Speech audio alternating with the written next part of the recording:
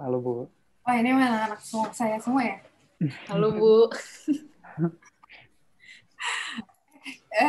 Mau nanya aja.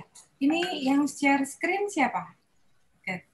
Eh, dari apa peserta atau dari Dari eh, ini Bu, dari peserta. Kemarin kan sempat oh, ada dari linknya peserta? kalau salah ya Bu. Iya.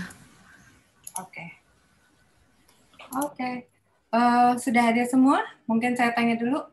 Eh, yang 95, analisis representasi semangat nasionalisme pada visual film Garuda di Dadaku.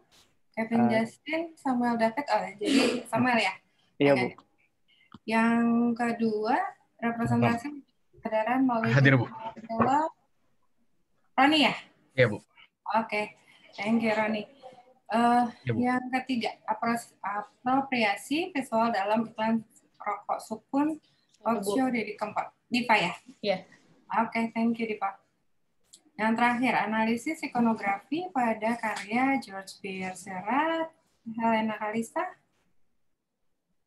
Ada Bu. Oke, Helena ya, yang presentasi. Berempat. Berempat, oke. Oke, sip. Oke, kita mulai aja ya. Kita mulai aja. Kita ada di panel ketiga mengenai analisis dan aplikasi teoritis DKV 3. Mungkin saya akan memberikan waktu untuk kalian memperkenalkan sendiri-sendiri. Silakan diperkenalkan kelompoknya, anggota kelompoknya kalau ada. Terus kemudian silakan di-share. Mungkin saya langsung kasih aja ke yang pertama, Kevin Justin, Samuel, sama Selvensia. Ya, terima kasih Bu Lala. Selamat siang semuanya. Saya Samuel David, mahasiswa sinematografi UPH. Hari ini saya mewakili kelompok saya yang beranggotakan Kevin Justin dan Selvensia Tenata untuk membahas analisis representasi semangat nasionalisme pada visual film Garuda di Dadaku. Ini perkenalan dulu semua atau lanjut presentasi, Bu? Kamu sendirian atau? Saya sendiri. Sendiri, oh ya udah. Udah perkenalkan kamu sendiri aja. Oh ya. Samuel David dari mana? Dari langsung share screen. Oh ya, saya izin share screen ya. Oke. Udah kelihatan? Masih loading. Ya, sip. Oh ya, oke. Selamat siang semuanya. Seperti yang tadi saya sudah katakan, saya Samuel David, mahasiswa sinematografi UPH. Hari ini saya mewakili kelompok saya ingin mempresentasikan makalah kami. Mungkin saya buka dulu. Saya selama di kuliah saya belajar mengenai film dan hal yang menarik itu yang saya temukan tuh film sebagai media tuh mampu merepresentasikan gagasan yang menarik seperti semangat nasionalisme di Indonesia. Nah, nasionalisme sendiri tuh menurut Sarman adalah rasa cinta terhadap tanah air, sikap patriotisme atau sikap heroik sebagai upaya perjuangan demi negara. Nah, semangat nasionalisme yang hari ini saya akan bicarakan tuh bukan sikap heroik seperti perang, tapi olahraga. Seperti yang diangkat dalam film Garuda di Dadaku. Film ini disutradarai oleh Iva Isfansyah. Nah, film ini sendiri tuh hasil adaptasi dari novel Mimpi Sang Garuda karya Benny Ramdhani. Nah, sedikit latar belakang tentang film ini. Film ini tuh menceritakan seorang anak yang berusaha keras untuk bergabung dengan tim nasional dan bertanding di tingkat internasional. Nah, film ini tuh mencoba merepresentasikan nilai-nilai nasionalisme dalam konteks olahraga. Nah, kelompok kami dalam memaknai visual film ini menggunakan pendekatan semiotika. Semiotika sendiri itu tuh bidang yang mempelajari sistem tanda-tanda. Dan pembahasan ini kami mengambil teori semiotika Roland Barthes yang merupakan pengembangan dari teori Saussure. Nah, di dalamnya itu ada dua konsep. Konsep utama, signifier dan signified. Signifier di sini tuh memiliki sifat material dari sebuah objek, suara atau gambar. Sedangkan signified itu gambaran atau representasi mental akan sesuatu dan akan dunia luar. Nah, di teori Barthes tuh signified itu bersifat psikologis dan abstrak yang diberikan dari tanda. Nah, dalam analisis semiotika tanda visual ini dibutuhkan adanya pembacaan, penganalisaan, dan juga penjelasan signifikansi dalam suatu sistem tanda. Nah, proses ini tuh yang merupakan hubungan antara pemahaman denotatif dan konotatif. Denotatif itu pemahaman literal akan suatu benda, konotatif itu pemahaman yang dihasilkan dari interpretasi yang didasari dari emosi dan budaya. Nah, mungkin masuk ke filmnya, kalian mengambil 2 adegan. Adegan pertama ini adegan pembuka film. Di sini Bayu digambarkan sebagai seorang anak yang cinta bermain bola, tapi kakeknya tidak setuju sama keinginannya. Dan ini di sini pada hari ulang tahunnya, si Bayu ini diajak sama Harry, teman baiknya, untuk menonton pertandingan bola di sebuah stadion. Dan di sepanjang perjalanan menuju stadionnya, mereka tuh menemukan inspirasi dan timbul impian untuk suatu hari merepresentasikan Indonesia melalui tim nasional. Nah, dalam adegan ini tuh dapat lihat ekspresi wajah dan reaksi kedua anak itu saat mendengar lagu Garuda di Dadaku, menunjukkan jiwa nasionalisme mereka yang bukan lagi ditunjukkan melalui tindakan perang, tetapi melalui keinginan untuk merepresentasikan negara. Nah, lagu itu sendiri tuh merepresentasikan nasionalisme sebagai penyatu bangsa, sama dengan olahraga sepak bola yang di sini tuh menjadi penyatu bagi kedua anak yang memiliki latar belakang yang berbeda. Harry yang berasal dari keluarga kelas ekonomi ke atas, dan Bayu yang berasal dari keluarga dengan kelas ekonomi menengah dapat bersatu karena olahraga sepak bola. Dan ini tuh menggambarkan teori nasionalismenya Benedict Anderson yang dikatakan bahwa nasionalisme dapat mempersatukan orang yang tidak saling kenal, yang memiliki latar belakang berbeda. Nah, di dalam lagu tersebut tuh ada kata Garuda dalam liriknya yang merupakan ikon dari lambang negara Indonesia. Dan penggunaan kata Garuda di Dadaku ini menunjukkan jati diri Harry dan Bayu sebagai bagian dari bangsa Indonesia. Nah, scene selanjutnya ini ada pada adegan terakhir di mana Bayu berhasil meraih impiannya. Yang Bayu selama ini pengen jadi tim nasional, akhirnya dia bisa dengan bangga memakai kostum seragam tim nasionalnya. Dan adegan ini juga dilengkapi dengan audio gemuruhnya nyanyian penonton yang menunjukkan rasa cinta negara atau nasionalisme bagi atlet nasional yang ada. Dan di sini tuh pada adegan ini senyuman Bayu itu menjadi signifier bahwa ia telah sukses memenangkan negara dalam pertandingan bola tersebut. Nah, kalau dilihat pada adegan ini, Bayu dan sisi tim nasional ini berdiri di stadion menggunakan seragam yang berwarna merah putih yang melambangkan warna bendera Indonesia. Merah itu berarti berani dan putih yang berarti suci. Ini menunjukkan Bayu dan sisi tim nasional yang dengan berani dan jujur berjuang mengharumkan nama bangsa melalui pertandingan sepak bola. Dan penggunaan warna ini tuh juga menunjukkan identitas nasional yang dimiliki tim nasional bangsa Indonesia ini. Nah, lagu Garuda Dadaku juga dinyanyikan kembali, tapi kali ini oleh penonton yang mendukung tim nasional, yang menunjukkan adanya kesadaran akan identitas nasional yang dimiliki. Bukan hanya oleh Bayu dan tim nasionalnya, tetapi juga pendukung sebagai bagian dari bangsa Indonesia. Dan kembali lagi muncul kata Garuda dalam lirik lagu yang menjadi lambang nasional Indonesia, yaitu Garuda Pancasila.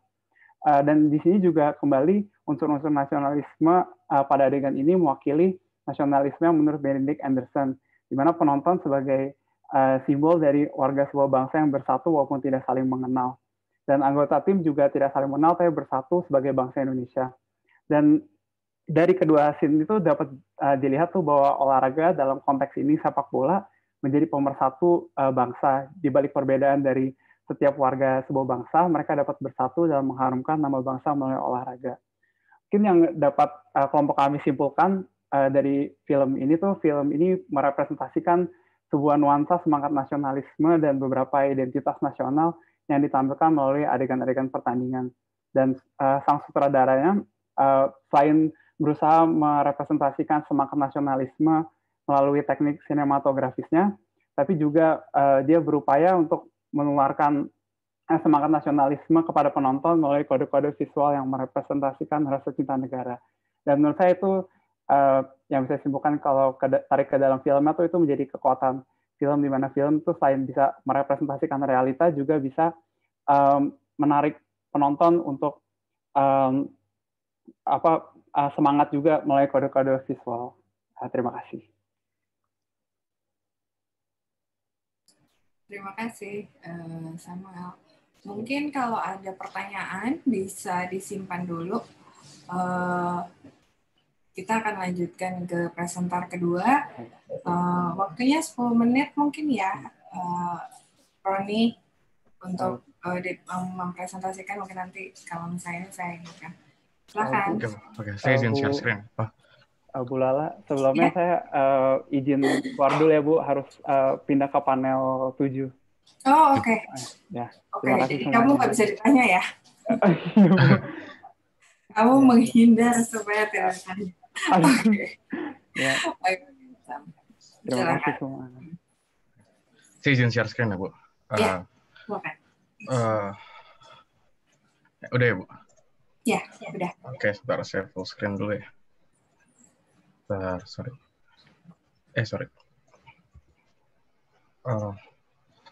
Udah ya Bu? Oke. Salam sejahtera dosen Bu Lala dan rekan-rekan mahasiswa yang saya kasihi. Perkenalkan, nama saya Ronaldo Kilmadi Mama, dari angkatan 17. Mewakili teman-teman saya, ada Gracia, Natasha, dan Sonia yang telah membahas penelitian kami yang berjudul Representasi Wujud Kesadaran Melalui Visual Filmmaking Waking Life karya Richard Linklater. Lucid Dreams. Apakah dosen ataupun teman-teman pernah berada dalam satu tempat gitu, terus ngerasa ada yang asing, namun tiba-tiba bertemu dengan seorang yang kita kenal, waktu bertemu dengan orang itu kita merasakan ada hal yang janggal. Lalu mengapa kita sadar bahwa itu adalah sebuah mimpi gitu? Nah, fenomena ini dikatakan oleh Dr. Yusra Firdaus bahwa fenomena ini dikatakan sebagai lucid dreams atau dalam bahasa Indonesia adalah mimpi sadar. Pada tahun 2001, seorang sutradara bernama Richard Linklater mempresentasikan konsep lucid dreams ini dalam sebuah film yang ia sutradarai dengan berjudul Waking Life. Film ini mencerminkan kisah seorang anak yang diperankan oleh Willie Wiggins yang menemukan dirinya terjebak dalam rangkaian mimpi sehingga ia akan berpindah dalam satu narasi ke narasi lanjutnya. Cerita ini tidak bersifat linear tapi bersifat sebagai perbincangan filosofi gitu. Men pada tahun 2010 menjelaskan bahwa film ini berfokus pada seorang anak tadi yang menyadari bahwa eksistensi dirinya adalah sebuah mimpi. Dengan sebuah rangkaian filosofi seperti Taoisme, Buddha, dan eksistensialisme, dengan ajaran Buddha yang mengajarkan konsep enlightenment yang menghubungkan diri dengan dunia luar, dan eksistensialisme yang mengajarkan bahwa seseorang harus bangun untuk menyadari dirinya itu telah hidup. Gitu. Seperti dengan Samuel, pada bagian ini juga sekelompok saya menggunakan teori Roland Barthes. Untuk menyampaikan pesan-pesan yang pelbagai tadi itu dibutuhkanlah sebuah medium yang sesuai. Nadia pada tahun 2018 mengatakan semiotika adalah ilmu yang menjelaskan menjelaskan visual secara tanda dan tanda sehingga sangat sesuai dengan film yang memiliki kompleksitas pesan itu. Pada tahun 2011 Syahri menjelaskan bahwa Roland Barthes yang memiliki teori ini membaginya dalam order of signification. Order of signification ini terbagi dari denotasi, konotasi, dan mitos seperti yang sudah dijelaskan oleh Samuel tadi. Denotasi sendiri ya, secara singkat saya jelasin ke Sam tadi. Denotasi itu bersifat literal yang terlihat, dan detonasi tersendiri terbagi menjadi signified dan signifier seperti yang Samuel bilang, dengan signifier sebagai hal yang terlihat secara visual, penanda, dan signified perasaan yang kita rasakan di belakangnya. Dan dilanjutkan oleh konotasi yang berasal dari signifier, yakni hal-hal yang budaya yang melekat di belakangnya, yang menjadi interaksi kita dengan audiensnya, lalu mitos budaya yang sudah menjadi sebuah komunitas seperti itu. Lalu dalam studi ini saya memilih 2 adegan dari film ini. Adegan yang pertama dikatakan sebagai self-immolation. Denotasi dari film ini adalah seorang jurnalis bernama J.C. Shakespeare mengakhiri hidupnya dengan cara membakar dirinya. Signifier dari adegan ini adalah medium shot, melakukan tracking shot, dan ada efek emisi dari apinya. Lalu signified-nya adalah perasaan yang kurang enak yang kita rasakan sebagai penonton karena melihat orang melakukan adegan bunuh diri. Konotasi dari adegan ini adalah ternyata adegan ini adalah melambangkan aksi serupa yang terjadi di Vietnam pada tahun 1963. Seorang Buddha melakukan aksi bunuh diri karena sebentuk protes dirinya kepada pemerintahan yang korup pada waktu itu. Melainkan mitos yang terjadi, mitos dari adegan ini adalah diasosiasikan dengan pernyataan Sugiarto yang membahas tentang eksistensialisme di Indonesia pada tahun 2008 yang mengatakan bahwa eksistensi seorang itu terjadi sebelum. Dengan kata lain, tindakan bakar diri karakter film ini menunjukkan dirinya tuh ada, baru esensi kepentingan hidupnya itu muncul. Serupa dengan yang dilakukan orang Vietnam itu, karena dia bunuh diri, dengan melakukan bakar, suara dia baru terdengar. Gitu. Sebelum dia melakukan adegan bunuh diri, terkesan esensi dalam kehidupannya tidak ada. Studi kasus kedua adalah Ongoing Wow. Denotasinya ya, seorang penyair gila pemandu wisata Timothy Spitlevitz berbicara tentang perjalanan yang sedang berlangsung. Gitu. Signifier dari adegan ini adalah memiliki warna saturasi yang tinggi dengan pola psychedelic. Signified adalah kesan dreamy akibat obat-obatan seperti halusinogen yang pada waktu itu sedang ngetren. mitos dari adegan konotasinya adalah psychedelic melambangkan keadaan tidak sadar, demensi atau bermimpi menurut Mann. Lalu kedua adalah warna visual dari ini mengikuti sebuah tren terkenal pada zaman dulu namanya psychedelic yang sudah dibicarakan. Salah satunya adalah oleh Milton Glaser yang judulnya Dylan. Untuk mitosnya sendiri, adegan ini bisa dihubungkan dengan gaya aliran psychedelic yang pada waktu itu tuh dipelopori oleh yang bisa dikatakan sebagai hippies gitu. Orang-orang ini seperti memiliki perasaan untuk memberontak kepada pemerintah sehingga memakai halusinogen dan sebagainya sebagai bentuknya itu. Jika dikaitkan dengan pemahaman eksistensialisme menurut Sugiharto, eksistensial menjelaskan bahwa kita sebagai manusia tidak memiliki kendali atas hidup kita gitu. Terkesan ada pihak luar dari pemerintah dan sebagainya yang mengatur kita dibagaikan sebagai orang yang memakai obat-obatan halusinogen yang membuat dia tidak bisa mengontrol dirinya. Ya, kesimpulannya saya belajar dari hal ini untuk menyampaikan isu eksistensialisme dalam filmmaking lain, sang sutradara yakni Richard Linklater mengemasnya menggunakan teori pendekatan semantika. Denotasi dan konotasi disampaikan secara tersirat melalui elemen visual. Memang sih terkadang penyampaian seperti ini membuat penonton mungkin tidak begitu mengerti atas apa yang ingin disampaikan, namun dengan konsep yang sama, pemberian konsep secara tersirat ini memberikan film itu menjadi memiliki daya kedalaman dan pemahaman yang mendalam. Sekian presentasi saya. Makasih, Bu. Terima kasih, Roni. Ternyata jadi cepat sekali. Waduh. Kalau nggak kecapean. Oke, terima kasih, Roni. Ya, ini menarik ya. Waking Life. Waking Life. Oke. Nanti mungkin pertanyaannya disimpan dulu. Kita akan lanjut ke presenter ketiga. Silakan, Diva. Oke, halo semua. Saya izin share screen ya.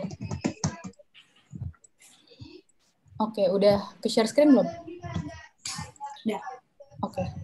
Oke, semuanya perkenalkan, nama saya Diva Victoria, perwakilan dari kelompok saya, yaitu Mara Gloria dan Michelle Wijaya. Dalam kali ini, saya akan menjelaskan permainan apropriasi visual dalam iklan Roko Sukun Roadshow Didi Kempot. Sebelumnya, agar pembahasan ini lebih jelas, saya akan mentayangkan video tersebut. Cuma sebentar, jadi mestinya cukup waktunya.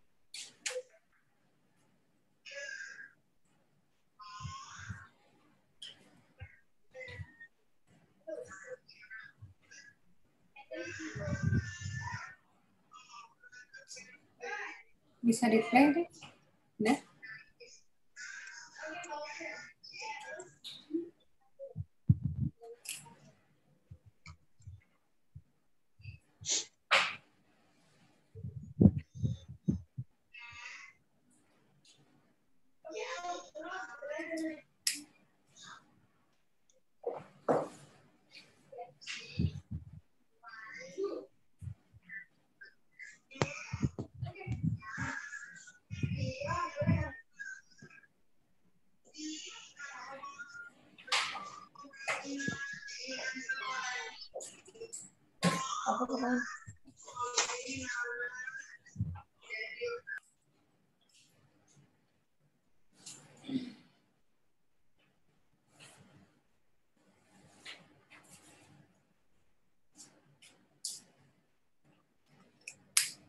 Oke, baru aja tadi. Tadi video kelihatan kan? Enggak. Nggak play, Div. Nggak ke-play. Seriusan? Iya, nggak play. Sorry. Ini aku udah play loh. Ini lu udah play, Div? Belum. Oh my god. Sorry. Ke share screen nggak? Iya, ke share screen kok. Share screen itunya, PowerPoint-nya, tapi dia nggak bisa. Videonya nggak. Oh. Lu share screen-nya ini ya, Div, pakai window gitu ya? Atau? Iya, tadi sih aku udah tes bisa. Sebentar ya. Aduh. Ini waktunya di videonya aja ada nggak? Oke, nih. Videonya. Ada nih. Udah belum? Ya, bisa. Udah, Div.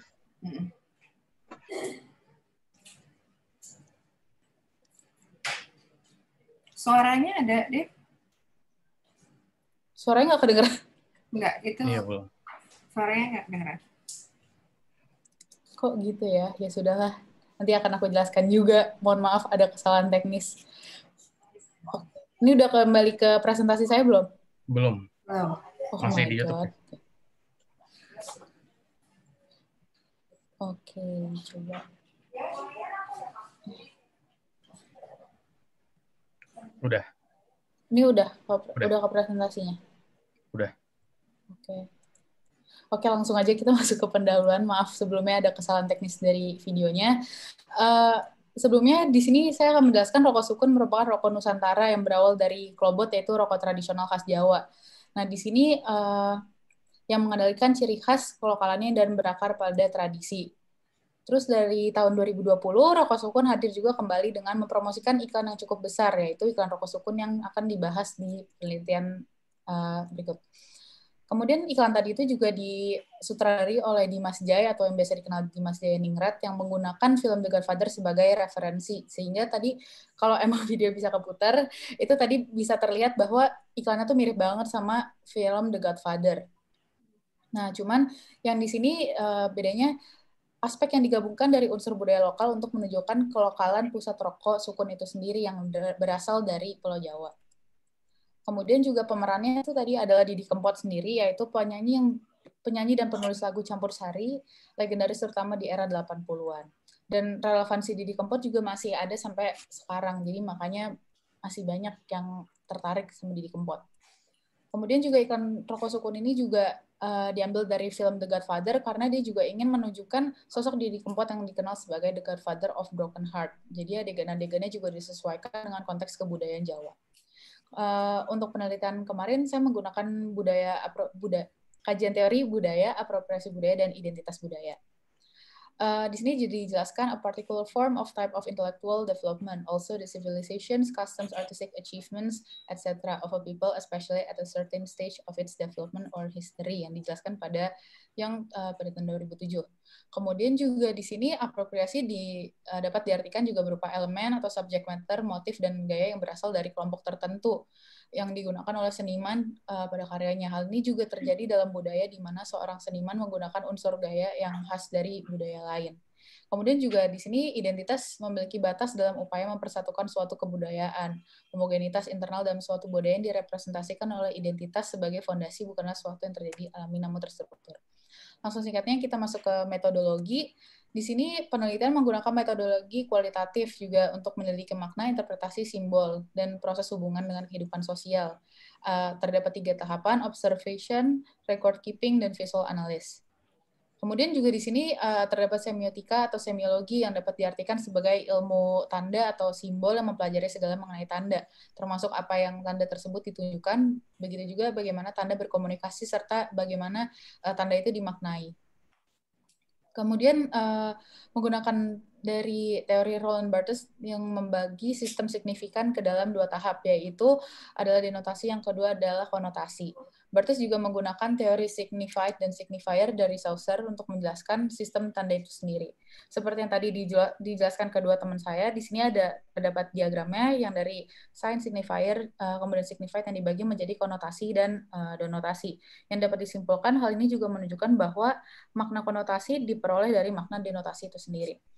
Masuk ke dalam pembahasan, kalau tadi bisa lihat videonya, sebenarnya ini ada adegan di mana adegan pertama itu terdapat seseorang lagi sungkem gitu, lagi mencium tangan dan membawa sebuah dokumen penting. Di sini adalah seorang pria yang membawakan beberapa dokumen kertas, terus juga menghampiri Didi Kempot dan memberikan salim kepadanya. Terus kalau denotasi di sini juga dijelaskan bahwa melakukan sungkem sebagai budaya Jawa. Tapi konotasinya sungkem dilakukan untuk menunjukkan rasa hormat terhadap tetua dan meminta dan memberikan restu gitu. Kalau dari deskripsi subteksnya, sungkem itu direlasikan dengan budaya Itali, yang dimana ada yang namanya cium cincin itu, yang biasanya juga dilakukan oleh orang-orang Katolik, dan mayoritas orang Katolik itu orang Italia itu beragama Katolik seperti di film The Godfather sesuai latar belakangnya gitu. Jadi digabungkan dengan dari iklannya itu sendiri, di sini budaya Islam dan Jawa yang ada sungkem gitu, sama dengan cium cincin di budaya Katolik Italia. Kemudian di sini juga ada adegan kedua. Di sini adalah adegan di mana Didi Kempot lagi memegang dan mengelus-ngelus kucing layaknya seperti ketua mafia gitu. Dia seperti di film The Godfather sambil mengelus kucing kan. Terus di sini juga konotasinya sosok Didi Kempot juga mendapatkan julukan The Godfather of Broken Heart. Sehingga deskripsi subteks di sini adalah pesan yang ingin disampaikan adalah Didi Kempot yang dikenal sebagai Godfather of Broken Heart. Julukan ini juga muncul karena lagu-lagu yang diciptakan bertemakan patah hati, kehilangan, juga kesedihan. Seperti lagu yang digunakan dalam iklan ini ada lagu yang judulnya Pamer Bojo. Kemudian saat Didi Kempot menyanyikan lagu Pamer Bojo tersebut, di adegan ketiga ini semua orang yang di dalam ruangan tersebut menangis karena haru karena Didi Kempot menyanyikan lagu Pamer Bojo tersebut. Tetapi secara denotasi, Didi Kempot menyanyikan lagu berbahasa Jawa yaitu Pamer Bojo, dan para pria di ruangan tersebut kan satu persatu nangis. Kemudian yang diartikan dalam konotasi juga lagu berbahasa Jawa, Didi Kempot digunakan sebagai representasi budaya Jawa itu sendiri karena lagunya berbahasa Jawa dan juga ingin menunjukkan culture Jawa Tengah. Dan akhirnya dalam deskripsi subteks dapat disimpulkan bahwa pabrik rokok Sukun juga dikenal sebagai perusahaan rokok nasional yang memiliki identitas mengandalkan ciri khasnya pada kelokalan dan tradisi. Dalam iklan ini juga kelokalan tersebut ditunjukkan dari sosok Didi Kempot yang merupakan penyanyi dari Jawa Tengah. Bahasa Jawa juga digunakan dari jenis lagu campur sari. Sehingga dengan kesimpulannya, secara denotatif iklan Sukun juga hanya dilihat sebagai parodi film The Godfather karena saking miripnya secara latar dan tempat dan juga baju semuanya. Secara konotatif tapi terdapat lapisan makna atau realitas sebenarnya dalam peminjaman adegan film The Godfather yang dimasuki dengan unsur-unsur budaya Jawa di dalamnya. Sehingga ya bisa dilihat tersirat bahwa ada budaya Jawa di dalamnya. Pemilihan Didi Kempot sebagai adegan Sukun, adegan sungkem, dialog serta nyanyian bahasa Jawa, iklan Kang Sukun bertujuan untuk menyampaikan keelokan rokok Sukun itu sendiri yang emang rokok khas Jawa. Seperti yang tertera pada filosofi rokok yang tadi saya jelasin di awal. Karena karakter brand Sukun juga emang masih mementingkan rokok tradisional khas Jawa. Namun sangat disayangkan promosi ini dihentikan pada awal 2020 karena Didi Kempot meninggal dan karena juga terhalang pandemi. Sehingga promosinya diberhentikan. Sekian dari saya, terima kasih. Oke, terima kasih Diva atas presentasinya. Oke, boleh yang selanjutnya? Sudah siap?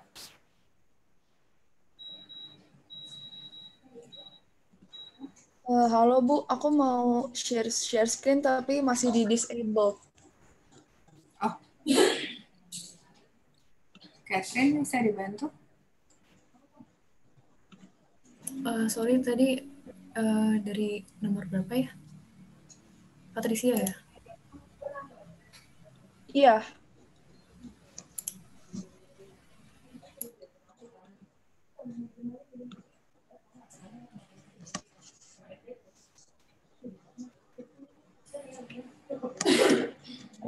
Halo Patricia, apakah udah bisa ya?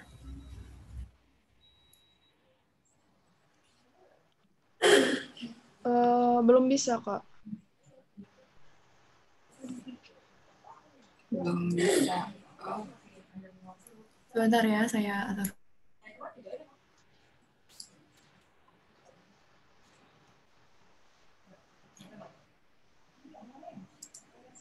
Mau saya yang share?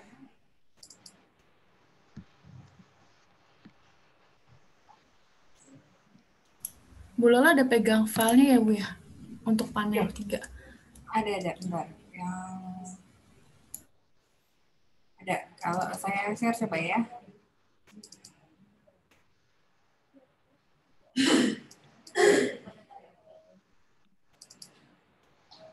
Ini bisa kelihatan nggak?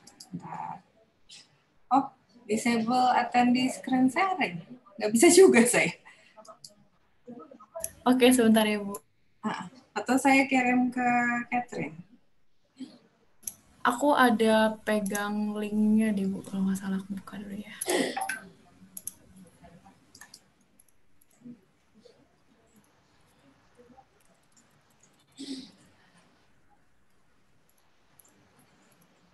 Kalau mau saya kirim sini.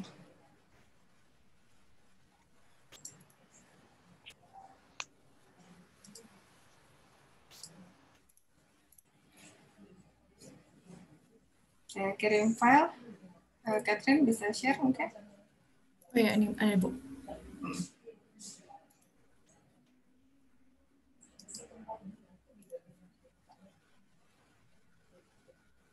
Oke, saya bantu untuk share screen.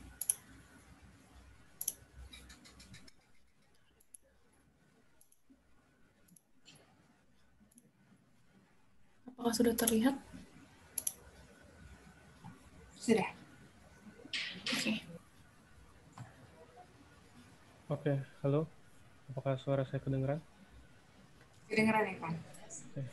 Ya, selamat siang para hadirin. Pertama-tama kami ingin mengucapkan terima kasih atas kesempatan yang telah diberikan. Pada kesempatan ini kami akan sedikit membahas mengenai karya seni neo-impresionisme di era revolusi industri. Kenalkan, nama saya Ivan Mosqueda. Nama saya Helena Kalista.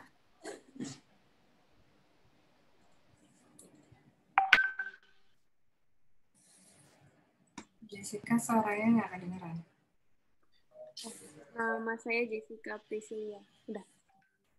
Nama saya Patricia Frite dan kami berempat dari jurusan Desain Komunikasi Visual Universitas Pelita Harapan Angkatan 2019. Next. Ya, latar belakang post-impresionisme ini muncul dari ketidakpuasan para seniman dari era sebelumnya, yaitu impresionisme. Impresionisme adalah sebuah aliran yang menampilkan kesan-kesan pencahayaan dengan penekanan warna, tetapi mengabaikan bentuknya. Sedangkan post-impresionisme lebih memperhatikan bentuk, baik melalui pemisahan warna ataupun dengan garis kontur. Next. Nah, seniman-seniman pada post-impresionisme memiliki teknik dan gaya lukis yang terbagi menjadi dua kelompok besar. Pertama yang lebih memperhatikan aspek emosi dan simbolisme, dan kedua yang lebih memperhatikan nilai-nilai bentuk, komposisi, dan struktur. Next. Impresionisme mencakup salah satunya neo-impresionisme yang berkembang di Prancis. Neo-impresionisme adalah teknik melukis dengan warna yang tidak dicampur di palet atau langsung di atas kanvas, melainkan ditempatkan sebagai titik-titik kecil yang bersebelahan. Teknik ini dikenal sebagai pointillisme, titik-titik dengan warna yang berbeda untuk membentuk gambar yang kohesif. Mengapa begitu? Karena tone dan hue warna tersebut akan berbeda ketika dilihat oleh mata kita. Mengapa Serra memilih teknik pointillisme? Karena Serra beropini bahwa saat mencampurkan warna, warna merah itu bukanlah warna merah murni dan biru itu bukanlah warna biru murni. Maka Serra meletakkan warna merah dan biru berdekatan di lukisan sehingga ketika mata menerima cahaya, gelombang cahayalah yang akan mencampurkan warna-warna tersebut menjadi warna ungu. Hal ini disebut sebagai optical mixture. Next.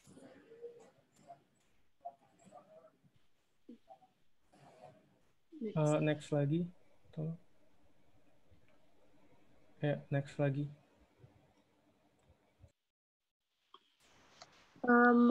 Lanjut ke praikonografi dari karya The Sunday Afternoon. Dari komposisinya, Serra sangat memperhatikan posisi dan proporsi dari keseimbangan agar karya yang ia buat dapat menarik perhatian.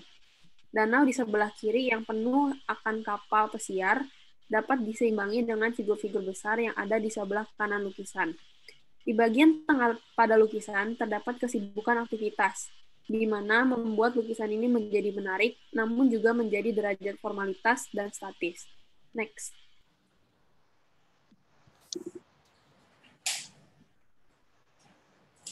Next lagi. Selanjutnya kita beralih ke warna. Serra melukiskan The Sunday Afternoon ini dalam 3 tahap. Tahap pertama, pencampuran earthy pigments seperti ochre dan burnt sienna.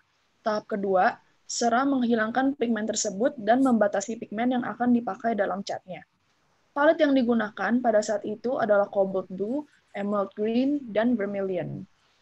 Kemudian akan terjadi color degeneration pada pigmen-pigmen di lukisan, seperti warna seng kuning yang akan berubah menjadi warna coklat.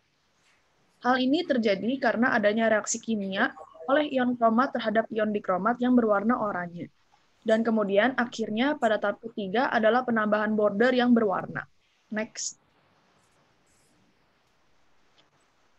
Beralih ke penggunaan cahaya. Penggunaan cahaya yang dilakukan oleh Sera adalah salah satu poin unik daripada karya ini. Perpaduan warna-warna adalah perhatian utama pointillism dan sebagai ciri khas teknik dari karyanya. Teknik ini secara langsung cocok dengan color wheel yang mempengaruhi pekerjaannya.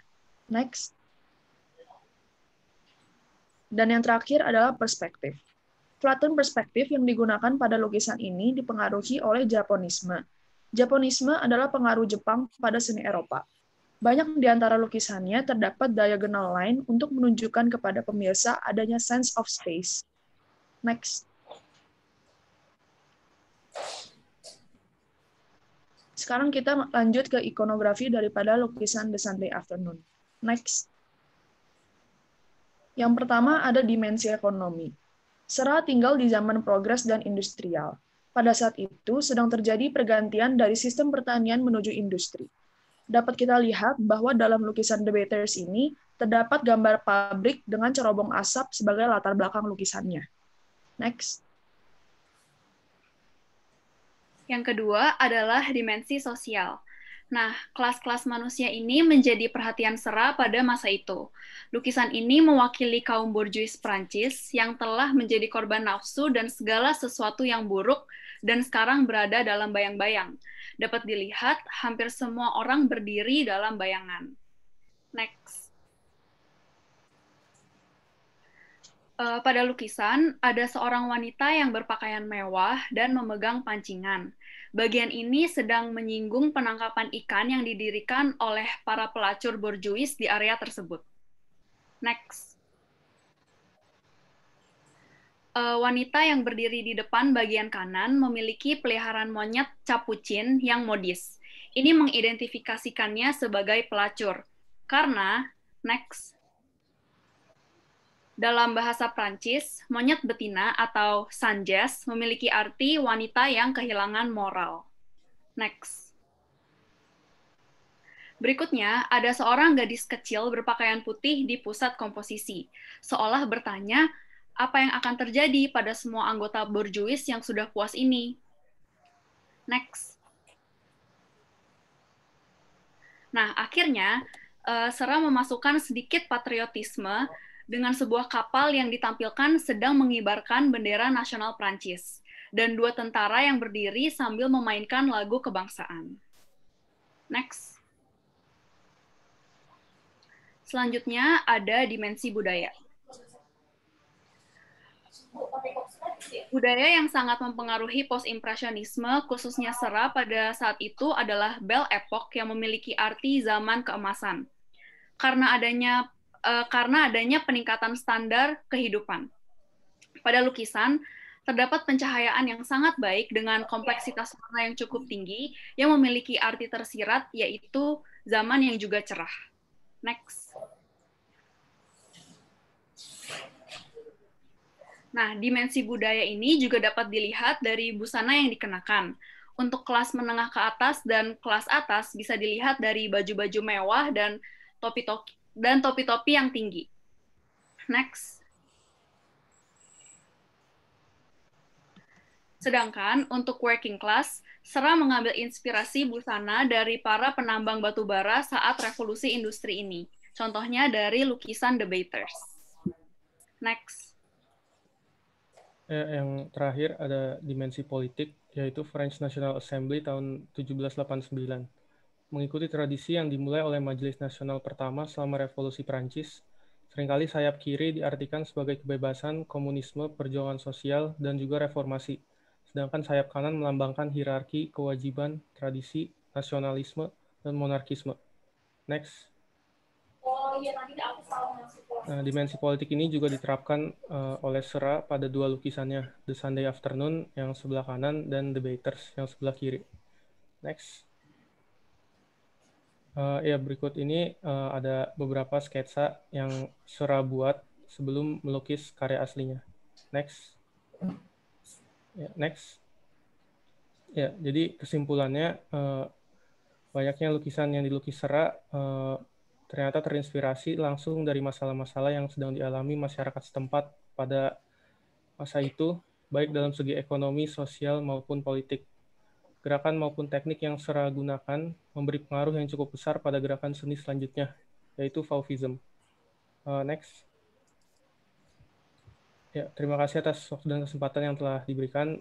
Kami mohon maaf jika ada kesalahan ataupun kata-kata yang menyinggung, baik disengaja maupun tidak. Terima kasih. Selamat siang. Terima kasih presenter keempat, Ivan, Jessica, Helena, dan Patricia. Terima kasih. Oke, sekarang kita masuk ke sesi tanya-jawab. Tapi mungkin sebelum masuk ke sesi tanya-jawab, saya sedikit menyimpulkannya dari apa yang sudah dipresentasikan. Sebenarnya menarik di panel paralel ini, di panel ini terutama, itu ada satu benang merah yang saya bisa ambil bahwa karya-karya ini, gitu ya, karya-karya ini, baik yang film animasi yang tadi dibahas oleh Roni, kemudian yang iklan gitu ya, iklan yang dibahas oleh Iva, dan juga karyanya George Seurat ini muncul gitu ya, muncul di punya satu inspirasi yang hampir sama, yaitu bentuk gerakan sosial gitu. Jadi kayak Waking Life ada satu kritik politik mungkin gitu ya, yang dilakukan oleh pendeta Buddha yang kemudian masuk juga di karyanya. Kemudian ada di iklan film Sukun ada satu konstruksi sosial mengenai mafia gitu, yang kemudian diaplikasikan ke film, kemudian mencari ikon yang sedang naik daun pada saat itu, jadi Didi Kempot. Kemudian juga George Seurat punya inspirasi-inspirasi yang berdasarkan dari dimensi-dimensi yang pada saat itu terjadi di masyarakat. Ini menarik sekali menurut saya gitu. Jadi bahwa satu karya itu biasanya mempunyai value dan mempunyai latar belakang permasalahan sosial. Mungkin ada pertanyaan dari kalian dari yang sudah dipresentasikan. Biasanya Roni banyak pertanyaan nih. Waduh. Ya, aku boleh nanya deh, Bu. Oke. Boleh nanya ke ini deh, angkatan 19.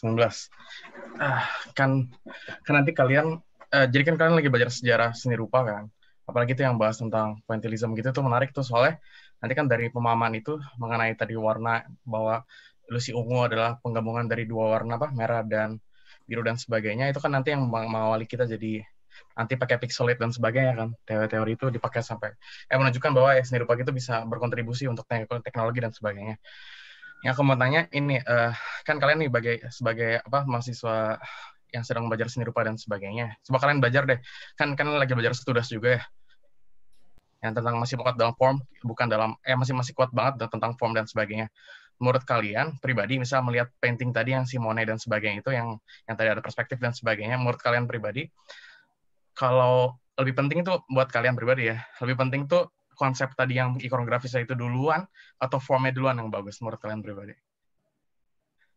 Soalnya misal kayak aku pribadi, tadi kan aku ngebahas tentang denotasi-konotasi. Denotasi yang terlihat, konotasi yang makna di belakangnya. Kalau denotasinya pun jelek, apakah konotasinya akan muncul dan sebagainya. Kalau denotasinya bagus tapi konotasi yang nggak ada, apakah bagus gitu. Kalau menurut kalian bagaimana? Terima kasih.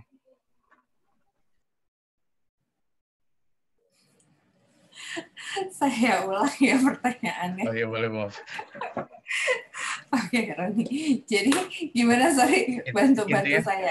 Oke, intinya apakah lebih penting, menurut kalian lebih penting formnya, bentuk visual yang kayak kalian belajar di Studas, atau konteks dan konten di belakangnya, menurut kalian? Oke, pertanyaannya bisa dimengerti? Apakah formnya lebih baik atau konten yang dibalik itu gitu ya? Oke. Sorry, saya boleh jawab. Ya, kalau menurut saya pribadi sih lebih penting kontennya ya, karena kalau bicara form, tiap orang itu kan ada beda subjektif melihat suatu karya seni. Jadi kalau misalkan satu orang menilai satu karya seni itu bagus formnya atau apanya, belum tentu orang lain menilai hal yang sama. Jadi menurut saya yang lebih penting adalah kontennya, dan formnya itu harus sesuai atau mendukung kontennya itu sendiri. Ya, terima kasih. Ada yang mau nambahin teman-teman lain? Mungkin aku mau nambahin sedikit. Sebelumnya makasih Kak Roni atas pertanyaannya. Mungkin kalau pendapat Ivan seperti itu, mungkin menurut aku pribadi sedikit berbeda. Menurutku lebih penting kita kayak bangun formnya dulu, baru kita memikirkan nih kontennya apa. Soalnya kayak sekarang aku lagi belajar sejarah juga, aku kayak belajar kalau misalnya kadang misalnya ada 2 brosur nih, terus satu yang kayak lebih menarik sama satu tuh yang misalnya cuma tulisan doang yang mementingkan kontennya gitu. Nah, pasti kan enak banget. Pasti kan maksudnya orang-orang itu akan mengambil brosur yang lebih menarik dulu dan akan membaca kontennya gitu. Sedangkan buat brosur yang misalnya buat brosur yang kurang menarik, boro-boro dibaca, diambil aja tuh enggak gitu. Tapi itu menurut aku pribadi ya. Iya. Makasih. Terima kasih Helena. Ada yang mau menambahkan mungkin? Yang lain? Udah cukup sih, Bu. Oke. Ada pertanyaan lain? Saya boleh nanggapi tadi nggak, Bu? Boleh. Kecuali ada yang mau nanya pertanyaan lagi sih. Boleh berarti saya tanggapi dulu ya, Bu? Boleh. Ini di sini posisiku kayak lebih sharing dari jadi kakak kelas. Apalagi kan aku lagi pratea ya. Menurutku tadi debat yang tadi lumayan menarik, soalnya menurutku nyambung juga sama debat yang di panel sebelumnya gitu. Tadi kan ada yang bilang, jadi apakah kita mendingan menyuarakan narasi lokal tentang local culture yang Pak Windodo bilang, atau kita ngikutin tren dan sebagainya kan. Aku pribadi, aku hubungan itu waktu ngerjain TA gitu. Kayak misalnya sekarang kan kita UPH juga memang terkenal dengan memiliki konsep yang kuat gitu kan. Dan menurutku itu memang hal yang baik. Mungkin itu memisahkan kita tadi kayak Hernando Ditya bilang, memisahkan kita dari beberapa kampus lain maupun kayak D3 ataupun SMK dan sebagainya. Cuma di satu sisi aku ngerti juga yang kayak Helena bilang, kalau formnya aja nggak bisa keep up, gimana bisa pesan tersampaikan kan. Dan menurut aku, nanti kalian akan mengalami, nanti ada pelajaran juga namanya estetika, itu akan belajar apakah suatu hal itu dikatakan baik tergantung dari kacamata mana. Tadi yang kayak Ivan bilang dan Helena bilang sama-sama benar. Nanti kalian belajar, Helena kamu tuh menilai dengan kacamata formalism, tadi Ivan menilai dengan kacamata ekspresionisme gitu. Nah ini menurutku hal yang menarik gitu. Apakah kita harus memberikan titik temunya atau memang kita harus mengandalkan salah satu saja gitu. Itu sih Bu. Oke, terima kasih. Ya, saya juga pengen berbagi mungkin ya dari tadi yang cuma tadi saya nggak sampai selesai karena ada yudisium. Tadi tuh bahkan sampai selesai makan siang dosen-dosen juga masih berdiskusi masalah itu gitu karena ini ternyata menarik sekali ya. Cuman mungkin begini, ada hal-hal yang bila konten atau isi dari karya itu sendiri tidak kuat, itu malah akhirnya mematikan waktunya formnya. Betul, waktunya cuma sebentar, lifespan-nya tuh sebentar sekali gitu. Tapi kalau kalian punya konten atau latar belakang yang kuat seperti yang Jerat, terus kemudian ada satu hal yang punya implikasi yang besar gitu, itu pasti punya menjadi satu karya yang memang punya lifespan yang tinggi gitu ya. Kayak saya jadi ingat sebenarnya tadi itu yang diceritakan yang dari 3 itu tadi ya, bahwa tadi nih makanya presentasi dari kalian menarik sekali karena ada sisi itu gitu, ada sisi mengenai gerakan sosial, mengenai kritik politik, atau ada dimensi-dimensi tertentu yang kalian bahas. Saya jadi ingat ada satu Inaritu, tahu ada sutradara Inaritu, Alexander Inarritu, dia itu yang bikin film Revenant sama Birdman. Dia tuh dia adalah imigran dari Meksiko. Nah, pada saat Donald Trump punya regulasi mengenai akan memulangkan imigran, dia membuat satu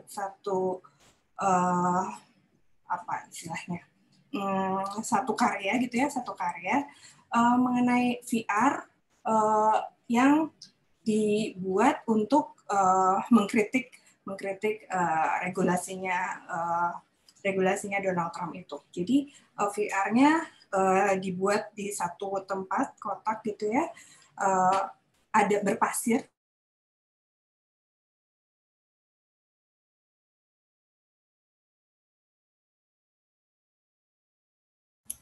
Koneksi ya? Terputus nggak, teman-teman? Iya.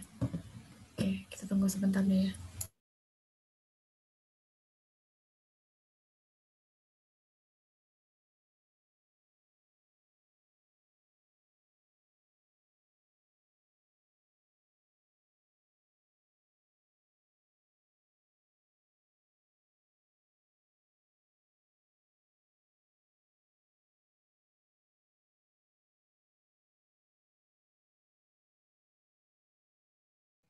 Oke, tapi sebenarnya panel ini sampai jam berapa sih?